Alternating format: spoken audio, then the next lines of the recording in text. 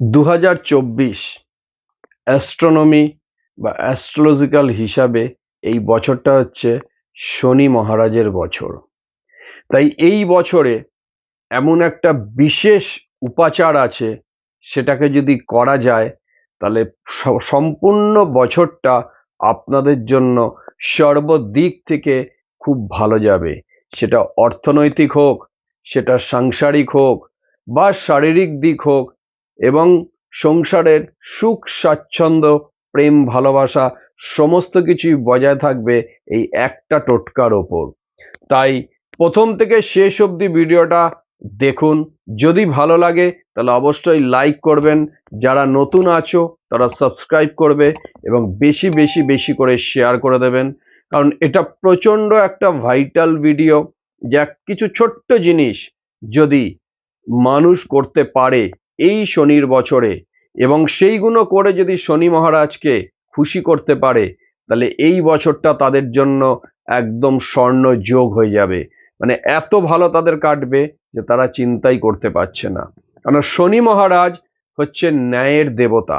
তিনি ন্যায় এবং অন্যায় এই দুটো বিচার করে। তাই যারা দীর্ঘদিন ধরে কোনো ভুলভাল বা উল্টোপাল্টা কাজের সঙ্গে যুক্ত আছো, তাদের জন্য কিন্তু এই বছরটা ভয়ঙ্কর খারাপ হবে। আর যারা সুকর্ম ভালো কাজের সঙ্গে যুক্ত আছো, তাদের জন্য মোটামুটি ভালো যাবে। কারণ শনি মহারাজ খারাপ কাজের জন্য তার শাস্তি সর্বদা বিরাজমান থাকে, এবং যারা ভালো কাজের সঙ্গে যুক্ত থাকে তাদের জন্য তার পুরস্কার প্রাপ্তি অবশ্যই করে, কেন তিনি ন্যায়ের দেবতা। তাই খারাপ ভালো যে যাই করে থাকো, যদি এই বছরটা এই নিয়মগুলো মেনে বা এই কটা জিনিস করতে পারা যায়, তাহলে তিনি প্রসন্ন হবে। আর প্রসন্ন হওয়ার সঙ্গে সঙ্গে বছরটাও খুব ফলদায়ক এবং লাভজনক হবে। জয় মাতারা, জয় গুরু বামদেব। তাহলে আজকের অনুষ্ঠান হচ্ছে 2024 সাল শনির বছর, কিভাবে আপনারা খুব সুখে শান্তিতে ভালোভাবে থাকবেন এবং অর্থনৈতিক দিক খুব ভালো হবে, বা ঋণ থেকে কিভাবে আপনারা মুক্তি পাবেন, তারই কিছু জিনিস নিয়ে আমি আলোচনা করব।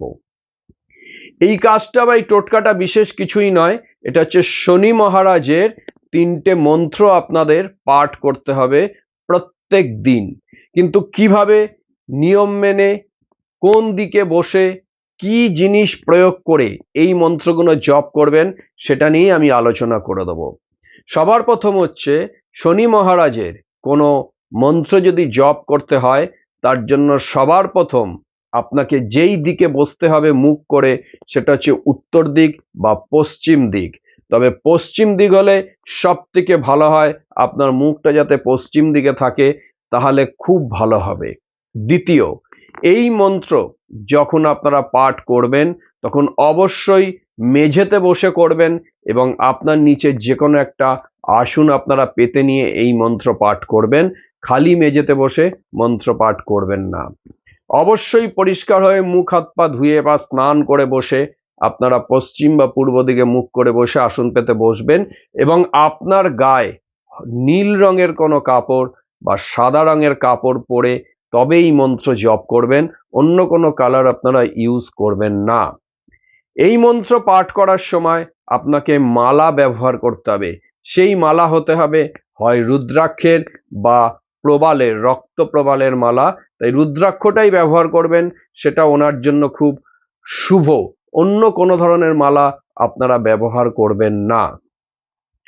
ওনার মন্ত্র জপ করার জন্য অবশ্যই আপনাকে সামনে একটা সর্ষের তেলের প্রদীপ জ্বালিয়ে রাখতে হবে, এবং তার মধ্যে অল্প কিছু কালো তিল দিয়ে রাখতে হবে সেই প্রদীপের মধ্যে।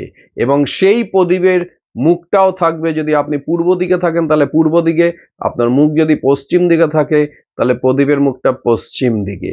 এই কটা জিনিস আপনাকে ফলো করতে হবে এই মন্ত্র পাঠের জন্য। তবে হ্যাঁ, কোনো রকম ভুল ত্রুটি করবেন না, কারণ তিনি কিন্তু খুব কঠোর দেবতা, কঠোর গ্রহরাজ বা দেবতা। তাই জন্য তার যে নিয়ম শৃঙ্খলাগুলো বললাম, এগুলো খুব ভালোভাবে শুনে নিয়ে তবেই কাজটা করবেন। আর নিজে অবশ্যই স্নান করে বা ভালো করে মুখ হাত পা ধুয়ে পরিষ্কার বস্ত্র পরে বসবেন, নীল বা সাদা রঙের, অন্য কোনো কিছু ব্যবহার করবেন না। ওনার মন্ত্রের জপের কিছু নির্দিষ্ট টাইম আছে, সময় আছে, সেই সময়তেই আপনাকে জপ করতে হবে। সেটা সন্ধ্যা মানে সূর্য অস্ত যাওয়ার পর, অন্ধকার হয়ে যাওয়ার পর থেকে শুরু করে মধ্যরাত্রি অবধি যে কোনো সময় আপনি ওনার মন্ত্র জপ করতে পারেন। তাই জন্য ওনার আদর্শ সময় বা নিজের সমস্ত কাজকর্ম শেষ করে যদি মানে মন্ত্র জপ করতে পারেন তাহলে খুব ভালো হবে। সেটা মোটামুটি রাত্রি 10টার পর থেকে 1টা-2টোর মধ্যে যদি হয় তাহলে খুব ভালো হয়। মন্ত্রপাঠ আপনাকে শুরু করতে হবে যে কোনো শনিবারে অথবা কোনো অষ্টমী তিথি থেকে আপনাকে মন্ত্রপাঠ শুরু করতে হবে এবং তারপর আপনি এটাকে কন্টিনিউ করে যাবেন। 3খানা মন্ত্র আপনাকে জপ করতে হবে। আমি সেটা মুখেও বলে দেবো এবং স্ক্রিনেও দিয়ে দেবো। আপনারা আপনাদের প্রয়োজন মতো লিখে নেবেন বা শুনে নেবেন, বাট সঠিক উচ্চারণ করে আপনি মন্ত্রটা পাঠ করবেন। কিন্তু যখন আপনি মন্ত্র পাঠ করবেন তার আগে আপনার কিছু মনস্কামনা ওনার কাছে চেয়ে নেবেন বা করে নেবেন এবং মন্ত্রপাঠ শেষ হওয়ার পরও আবার তার কাছে ক্ষমা প্রার্থী হয়ে মনস্কামনা করে আপনি আপনার মন্ত্রপাঠ সমাপ্ত করবেন। ওনার মন্ত্র যখন আপনি পাঠ করবেন, যখন পরিষ্কারভাবে সমস্ত নিয়ম মেনে আপনি বসবেন, বসার পর কিছুক্ষণ চোখ বন্ধ করে আপনি টান টান হয়ে বসে থাকবেন অ্যাটলিস্ট 2-3 মিনিট, মানে নিজের মস্তিষ্ককে ঠান্ডা করার জন্য। এবং তারপর স্বয়ং দেবাদিদেব মহাদেবকে কিছুক্ষণ স্মরণ করে নেবেন এবং মা দক্ষিণা কালীকে কিছুক্ষণ স্মরণ করে নেবেন। এই দুজনকে স্মরণ করে নেওয়ার পর তাদের কাছ থেকে পারমিশন নিয়ে, মানে আপনি যে মন্ত্র পাঠ করবেন তাদের কাছে পারমিশন নিয়ে নেবেন, আমি ওনার মন্ত্র পাঠ করতে চলেছি আমার শুভ হওয়ার জন্য। তার নজর, শনির যে 7.5 বা ঢাইয়ার যে নজর, সেই নজর থেকে মুক্তি পাওয়ার জন্য দেবাদিদেব মহাদেব ও দক্ষিণাকালীকে স্মরণ করে নিয়ে ওনার মন্ত্র আপনারা পাঠ শুরু করবেন। সবার প্রথম আমি যে মন্ত্রটা বলবো সেই মন্ত্রটা আপনাকে পাঠ করতে হবে 3বার, কিন্তু খুব ধীরে সুস্থে এক মনে আপনি 3বার পাঠ করবেন। 3বার পাঠ করে নেওয়ার পর তার পরবর্তী যে মন্ত্রটা আছে এই মন্ত্রটা কিন্তু আপনাকে যদি 108বার আপনি একমালা জপ করতে পারেন তাহলে খুব ভালো হবে, আর না হলে 54বার অবশ্যই আপনাকে জপ করতে হবে। তারপরে 3 নম্বর যে মন্ত্রটা থাকবে, ছোট্ট মন্ত্রটা, সেটাও আপনাকে 11বার পাঠ করতে হবে এবং শেষ 4 নম্বর যে মন্ত্রটা থাকবে সেটা আপনাকে 11বার বা 28বার জপ করতে হবে।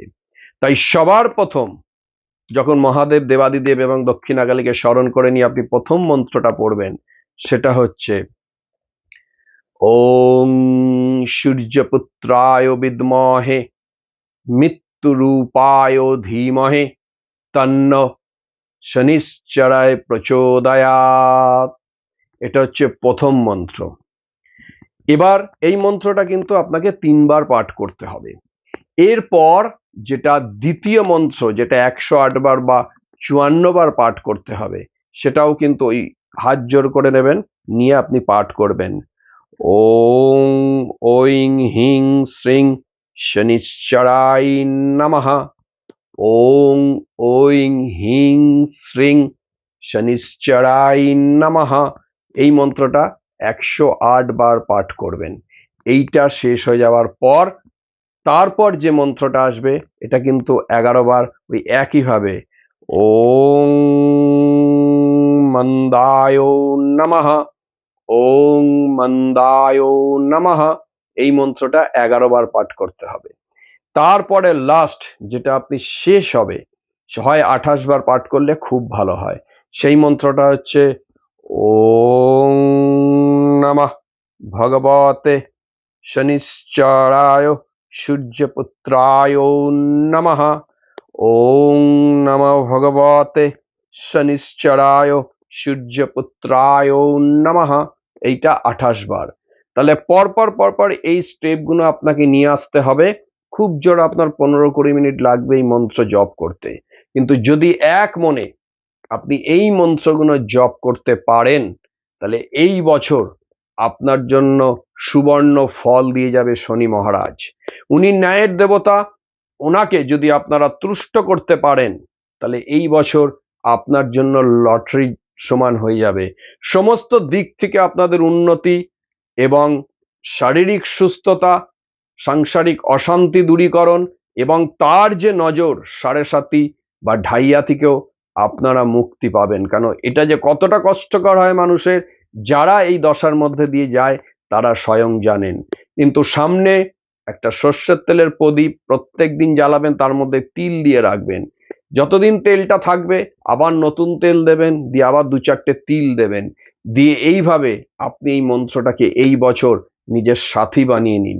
তাহলে দেখবেন 1-1.5 মাস পর থেকে আপনার জীবনের যাত্রাপথ সম্পূর্ণ পাল্টে যাবে, শুধু সুখ, আনন্দ, ভালোবাসাতেই ভরে থাকবে। যদি আমার অনুষ্ঠানগুলো ভালো লাগে তাহলে অবশ্যই একটা লাইক দেবেন, বেশি বেশি বেশি করে শেয়ার করবেন, আর যারা নতুন আসছো তারা অবশ্যই আমার চ্যানেলটাকে সাবস্ক্রাইব করবেন।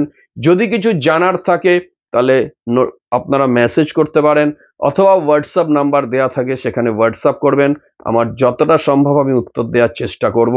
কিন্তু আবারও বলছি, বছরটা শনি মহারাজের, তাই তাকে যদি খুশি করতে পারেন তাহলে আপনাদের জন্য এই বছরটা খুব খুব খুব ভালো যাবে, এবং ওনার আশীর্বাদ যদি আপনারা পান অবশ্যই আপনারা সুখে শান্তিতে থাকতে পারবেন।